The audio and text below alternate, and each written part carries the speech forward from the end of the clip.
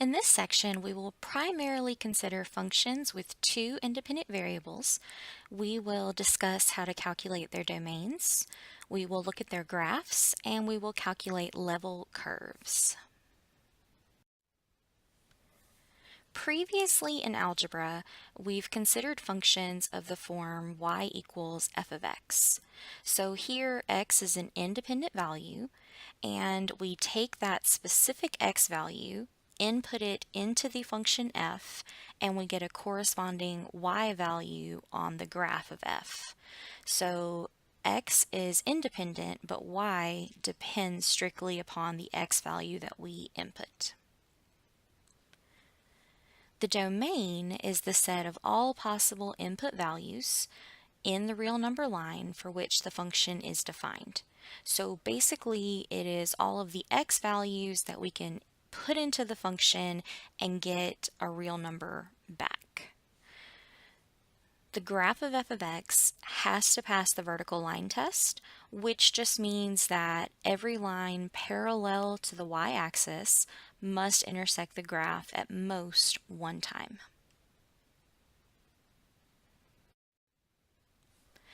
So now let's consider functions that have two independent variables, in this case x and y. So we're going to call this function z equals f of xy.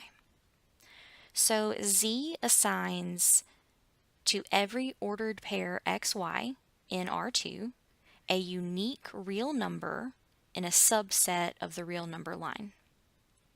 So we call the domain of f D, and the range of f is the set of real numbers z that are assumed as these points x and y are input, and these x and y's, of course, must be in the domain of the function. So if you look at the picture here, you can see on the left that we have the ordered pair xy, and then that gives us a value f of xy. And so we can see that this is what that would look like on the 3D plane. So the domain of f is in the pink on the bottom, and in the graph on the right, we see what this would look like when all the points x, y are input into that function.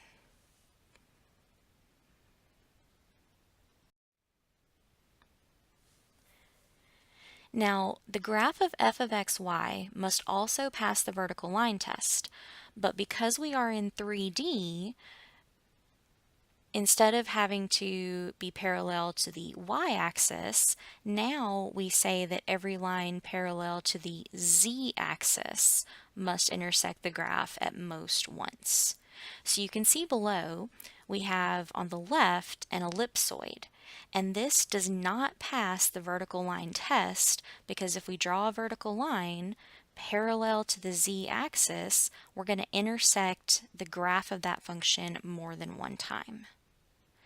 However, if you look at the elliptic paraboloid on the right, we can see that no matter what line I draw parallel to the z-axis, I will only intersect the graph one time. So that is the graph of a function.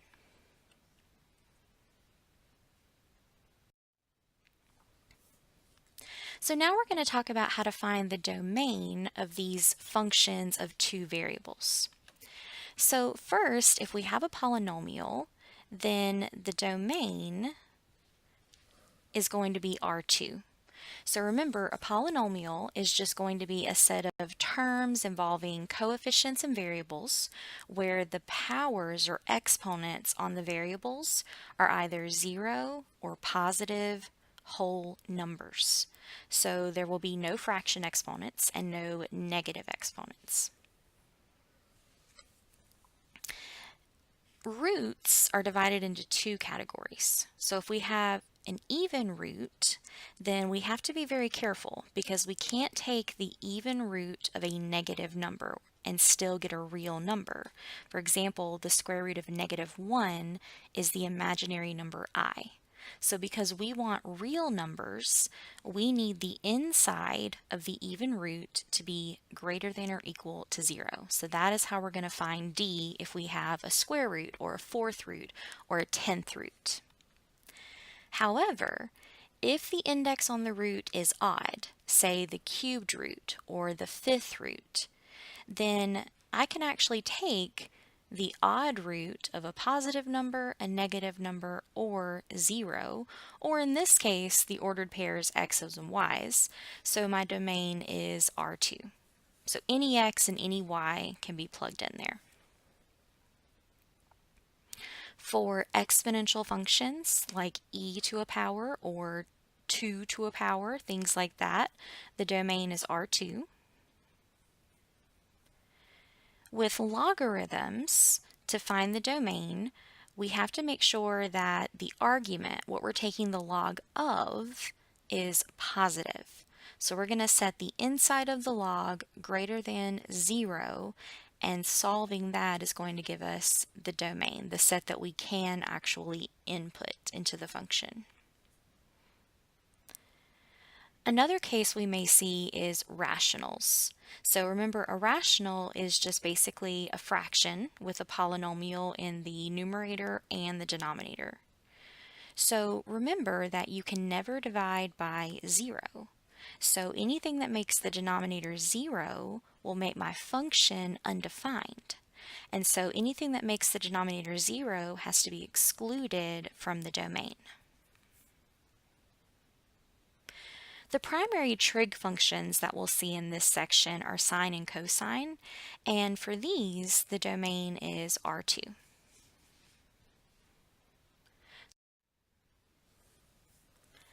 Now let's find the domain. Now we're going to need to watch out because we will see some compositions or combinations of the types of functions that we just discussed. However, in number 1, f of xy equals 2xy minus 3x plus 4y, we see that this is just a polynomial. All of the exponents are raised to whole numbers. So there are no negative powers, no fraction powers. And if we have a polynomial, then our domain is R2. So we're essentially saying that any real number x and any real number y can be input into the function and we will get a valid answer.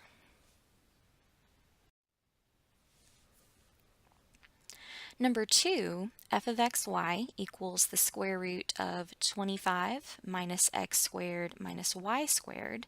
This is an even root. So if we have an even root, then we have to make sure that when we input x and we input y, we always get 0 or a positive number. So we are going to need to set the inside greater than or equal to 0. So let's do that now. So the inside is 25 minus x squared minus y squared, and we want that to be positive or 0. So because I have two variables, let's subtract the 25 from both sides. And then if I divide everything by -1, that will change my inequality symbol.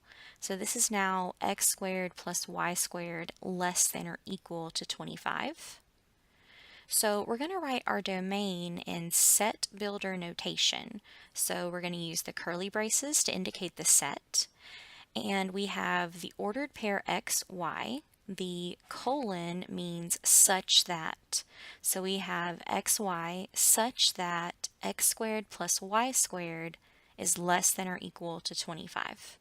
So in this particular case, x and y could both be 0 because 0 squared plus 0 squared is 0, which is less than 25.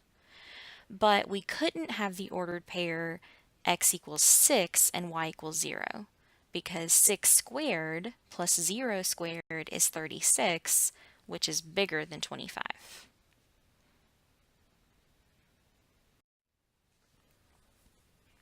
For number 3, g of xy equals natural log of x squared minus y. ln stands for natural log, so we have a logarithm.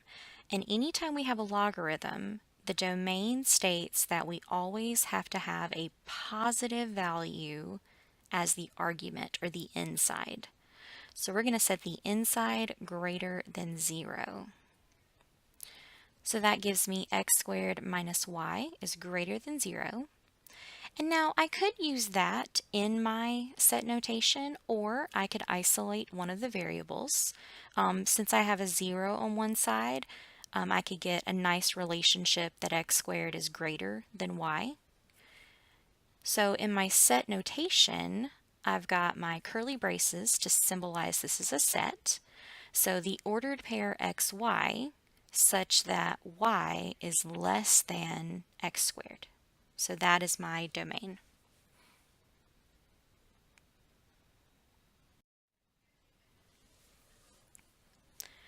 For number 4, we have f of xy equals sine of x minus 1 over y minus 1. Now this is an example of one of those combinations of functions. So notice that I have the sine function, and the domain of sine in 2D is R2, but we have a rational function on the inside, or as the argument of sine. So remember, a rational function, the denominator cannot be 0. So we got to set the denominator equal to 0, or in this case, we're going to say y minus 1 cannot be equal to 0. And that's going to tell us that y cannot be equal to 1. So my domain is the set of all ordered pairs xy such that y is not 1.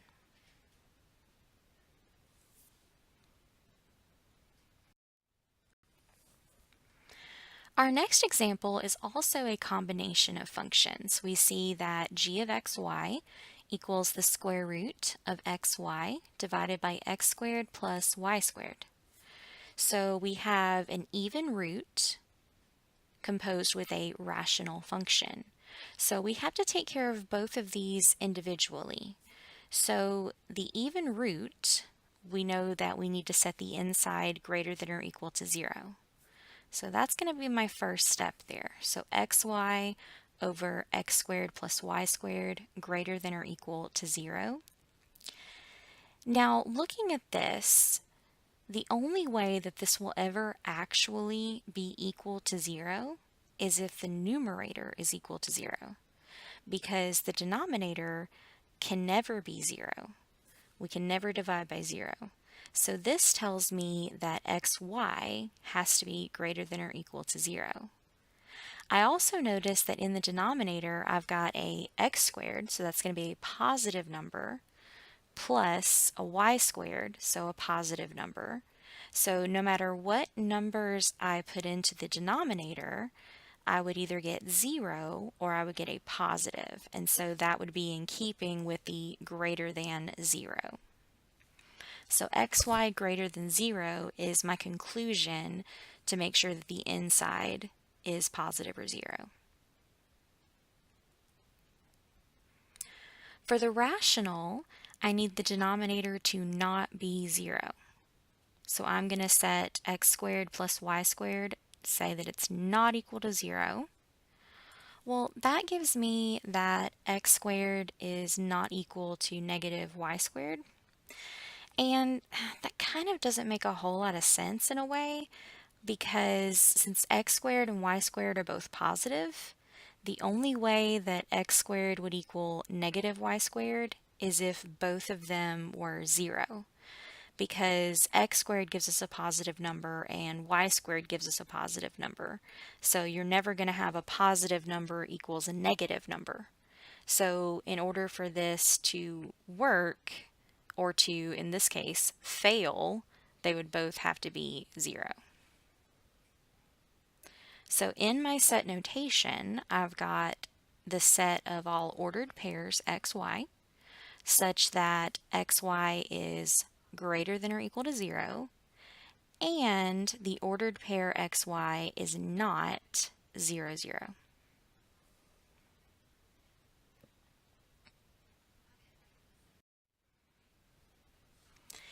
Next, we're going to talk about level curves. So before we get to that definition, functions of two variables are represented by surfaces in R3. However, such functions can also be used to make topographic maps like the one shown here. So you can see over here on the left where you have a mountain that the curves are very close together. So these are called contours. Closely spaced contours indicate rapid changes in elevation, which is what you would see on a mountain. However, as you look to the right, we see that our curves are wider spaced out. So this indicates a slow, gradual change in elevation.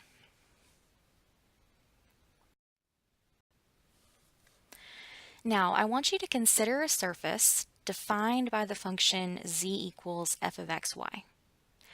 And imagine that you are stepping out onto that surface and you're walking along a path where your elevation has a constant value z equals z naught. That path you walk on the surface is part of a contour curve. The complete contour curve is the intersection of the surface you're walking on and the horizontal plane z equals z naught. Now, if we take that contour curve and we project it onto the xy plane, the result is the curve f of xy equals z naught, and this curve in the xy plane is called a level curve. So we can see some nice examples here in our pictures. So in the picture on the left, we see our surface in that tan color, and we can see the contour curve z naught, and when it is projected down onto the xy plane into 2D, we get a level curve. On the right, we can see not only z equals z naught, we can also see z equals 1. And we can see that as these are constructed, we can see that we are getting an elevation. And we also have an example over here of varying level curves for different z values. Now let's sketch some level curves of our own. So consider the surface z equals 35 minus x squared minus y squared. All of that is under the square root. And we're looking at a domain of negative 6, 6 by negative 6, 6. And all that means is that the first set is my x's and the second set is my y's. So x has to be between negative 6 and 6, and in this case, y has to be between negative 6 and 6. So we just pick a z value. So 0 is a nice one, so that's what we're going to start with. So z equals 0. Substituting 0 in, I get 0 equals the square root of 35 minus x squared minus y squared. So if I square both sides, I can get rid of that square root, and I have 0 equals 35 minus x squared minus y squared. So I'm going to add the x squared and y squared to one side and subtract the 0. So I get x squared plus y squared is 35. So this is actually a circle centered at the origin with radius square root of 35. But we don't tend to think in terms of square roots, so this is approximately 5.92. So this is a picture in the xy plane, the level curve formed when z equals 0.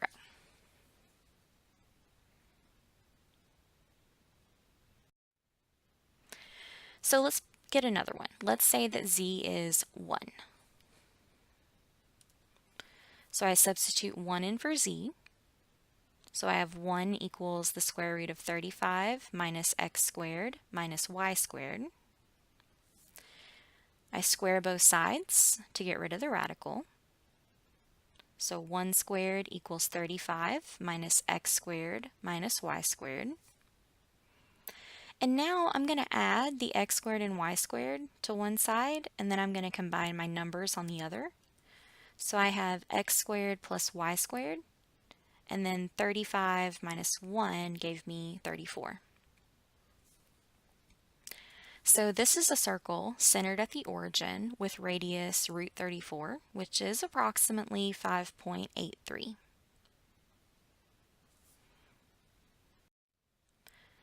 So this is a picture of both of those level curves. So the blue is z equals 0 and the red is z equals 1. So we see that these are pretty close together in this case. So let's see what happens when z equals 2. So I substitute 2 in for z, and I get 2 equals the square root of 35 minus x squared minus y squared. And I square both sides. So that gives me 4 equals 35 minus x squared minus y squared. So once again, I'm going to add the x squared and y squared to the left side. So I get x squared plus y squared, and then 35 minus 4 is 31. So this is the circle centered at the origin with radius root 31, which is approximately 5.57. So now let's put all three of these level curves on the same graph. So now I can see that z equals 0 is the blue, z equals 1 is the red, and we have a green circle representing z equals 2. Now I could continue picking z values and I would continue creating level curves. So in this picture, we see the level curves for z equals 0, 1, 2, 3, 4, 5, and 6. So we can see that at the far ends, z equals 1 and z equals 0, we're very closely spaced. But as we get closer and closer to the origin, we're actually getting more widely spaced. Now, in this particular example, we see that the level curves are circles. Sometimes the level curves may be linear, they may be parabolas, so you have a lot of different possibilities depending on the type of surface that you're given. So graphing in two independent variables requires a 3D coordinate system, and that's the limit of most of our graphing methods. When we try to graph functions with 3 or more independent variables, we can run into some difficulties. For example, the function w equals f of x, y, z.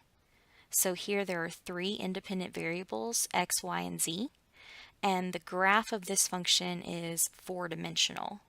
So sometimes that's easier to picture and to look at if you look at the level curves.